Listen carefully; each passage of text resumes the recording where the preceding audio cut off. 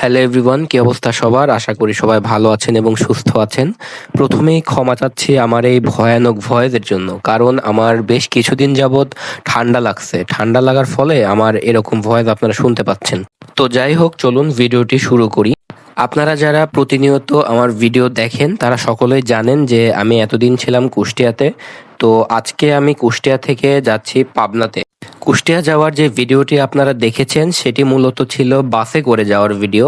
তো আজকে আমি চাচ্ছিলাম যে আপনাদের মাঝে নদী পথে যাওয়ার যেই ভিডিওটি আমি করব সেটি শেয়ার করি। তো আজকে আমি মূলত যাচ্ছি নদীপথ হয়ে যাচ্ছি। তো নদীপথে যাওয়ার জন্য আমাকে মূলত যেতে হবে আগে ঘাটে। তো ঘাটে যাওয়ার জন্য আমি একটি অটো নিয়ে নিলাম। অটো নিয়ে আমি এখন রওনা দিলাম ঘাটে যাওয়ার জন্য। তো আমি আমার ভার্সিটি থেকে একটা অটো নিলাম। অটো নিয়ে তাকে ঘাট পর্যন্ত মিটাই নিলাম যে কত কি নেবে। তো এখন আমরা যাচ্ছি মূলত ঘাটের দিকেই। অটোতে বসেছিলাম আর মাঝে মাঝে একটু ভিডিও করতেছিলাম। আর আজকে তেমন রোদ ছিল না, কিন্তু গরমটা প্রচণ্ড ছিল। রোদ না থাকলেও গরম যে এতটা পড়তে পারে সেটা ভাবার বাইরে। মানে আমি ভিডিও করতেছিলাম আর আমার পুরো শরীর ঘেমে যাচ্ছিল একদম। আপনারা ভিডিওতে দেখতে পাচ্ছেন আকাশে তেমন কোনো রোদ নেই, মেঘলা মেঘলাই ভাব, কিন্তু আসলে প্রচণ্ড গরম লাগতেছে। গরমে মানে অতৃষ্ট হওয়ার একটা অবস্থা। কিন্তু যতই এখন গরম পড়ুক, এখন জার্নি তো করতেই হবে, এখন কিছু করার নাই। আমরা ঘাটের রাস্তায় ঢুকে পড়েছি। আমরা এখন ঘাটের অনেকটাই কাছাকাছি চলে আসছি। আর অটোতে করে যাচ্ছিলাম, অটোওয়ালা অনেক জায়গায় দাঁড়াচ্ছিল, তাদের লোক তুলতেছিল, এই জন্য আরো বিরক্ত লাগতেছিল। এমনিতেই তো গরম লাগতেছে, তারপরে আবার উনি দাঁড়াচ্ছে বেশ কিছু জায়গায়, লোক তুলতেছেন, লোক নামাচ্ছে। তো এরকম করতে করতে মোটামুটি আমরা ঘাটের প্রায় কাছাকাছি চলে আসছি। যেতে যেতে দেখলাম ছোট্ট একটা পুকুরের মধ্যে ছোট্ট একটি রেস্টুরেন্ট।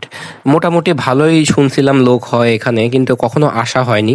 তো পরের বার যখন কুষ্টিয়াতে যাব তখন আবার এই রেস্টুরেন্টটাতে আমি আসার চেষ্টা করব এবং আপনাদের জন্য ভিডিও করার চেষ্টা করব।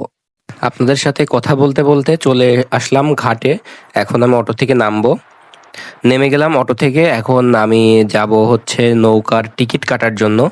তো নৌকার টিকিট কেটে নৌকাতে উঠবো। চলে আসলাম টিকিট কাউন্টারের সামনে। এখন আমি নৌকার টিকিট কাটবো। টিকিট কাটার পরে আপনাদের সাথে আবার দেখা হচ্ছে আমার। টিকিট কাটা শেষ আমার। এখন আমি উঠবো নৌকাতে।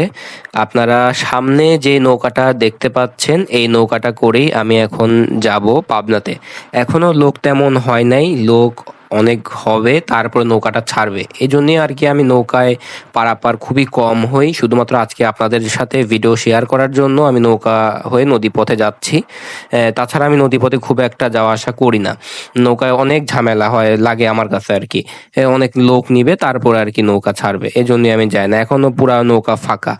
তো লোক ভরবে তারপরে নৌকা ছাড়বে। এখনই গরমের মধ্যে নৌকার মধ্যে বসে থাকতে হবে আমাকে। এদিকে নৌকার মাঝি কোথায় যেন হাওয়া হয়ে গেছিল, নৌকাটা ঠিক মতো পার করতে পারেনি, জন্য অনেক যাত্রী বাইরে দাঁড়ায় আছে। পরে মাঝি আসলো, আসার পরে এখন নৌকাটা তারা সোজা করতেছে, যাত্রী উঠবে তারপরেই। প্রায় 30 মিনিটের মতো অপেক্ষা করার পরে আমাদের নৌকা এখন ছাড়লো। তো এখন আমি একটু বাতাস পাচ্ছি নৌকা ছাড়ার পরে। এতক্ষণ তো আমি একদম ঘেমে অবস্থা খারাপ। নৌকার মধ্যে তো প্রচণ্ড লোক উঠছে। মানে এতক্ষণ যে নৌকা দাঁড়াইছিল, মানে মধ্যে দিয়ে লাভ হয়েছে হচ্ছে পেয়ারা আলা আর হচ্ছে বাদাম আলা, ওদেরই বেশি লাভ হয়েছে। কারণ সবাই বসেছিল অধৈর্য হয়ে, সবাই পেয়ারা খাচ্ছিল, কেউ কেউ খাচ্ছিল বাদাম। আমিও বেশ কিছুক্ষণ যাবৎ 10 টাকার 10 টাকার করে পেয়ারা খেতে খেতে 50 টাকার আমি পেয়ারা খেয়ে ফেলছি। তাও নৌকা ছাড়তেছিল না। তো অবশেষে নৌকা ছাড়লো, এখন একটু আরাম লাগতেছে। আর পানিগুলা অনেক সুন্দর লাগছে দেখতে। আপনাদের মাঝে একটু শেয়ার করলাম এই জন্য ভিডিওটি। প্রায় 40 মিনিট নৌকাটি চলার পরে অবশেষে ঘাটে ফিরলো। তো এখন আমি উপরে উঠব। উপরে উঠে আমার সর্বপ্রথম কাজ হবে একটি পানির বোতল কেনা, কারণ আমার প্রচণ্ড পানি পিপাসা লাগছে। ঘাটের মধ্যে আমি এমনিতেই পেয়ারা খাইছি অনেক ঝাল দিয়ে, পেয়ারা খাওয়ার পর আমার পিপাসা লাগছিল পানি তখনই। তো এখন আমি উপরে উঠবো, উপরে উঠে আমাকে পানি কিনতে হবে। পানি খাওয়ার পরে চলে আসলাম সিএনজি স্ট্যান্ডে। এখন একটা সিএনজি নিয়ে আমি যাব আমাদের বাড়ির সামনে, মানে হাজিরহাটে। সিএনজি ছাড়লো মাত্র, এখন আমার অনেক আরাম লাগতেছে সিএনজি ছাড়ার পরে, কারণ এখন প্রচন্ড জোরে বাতাস লাগতেছে, কারণ সিএনজি অনেক স্পিডে যাচ্ছে। বাতাসটা লাগার ফলে আমার গাটা একটু ঠান্ডা লাগতেছে, কিন্তু এই ঠান্ডাটা আমার জন্য খুবই ক্ষতিকর, কারণ আমার এমনিতেই তো ঠান্ডা লাগছে, আপনারা সবাই বুঝতে পারতেছেন। তারপরে আবার এখন আমার এই ঘাম শরীরে বাতাস লাগতেছে, এই বাতাসের জন্য আমার আবার ঠান্ডা না বসে যায় গলায়। তো কিন্তু কিছু করার নেই, এখন যেতে তো হবেই। সিএনজির সামনে বসছি ভিডিও করার জন্য। ভিডিও করতে করতে বাড়ির খুব কাছাকাছি আমরা চলে আসছি। এখন আমরা আছি হচ্ছে হাজিরহাটের অনেক কাছাকাছি। বলতে না বলতেই আমরা হাজিরহাটে ঢুকে গেলাম। আজকে ভাগ্যিস হাটের দিন না, হাটের দিন হলে রাস্তাটা এমন ফাঁকা পেতাম না আমরা।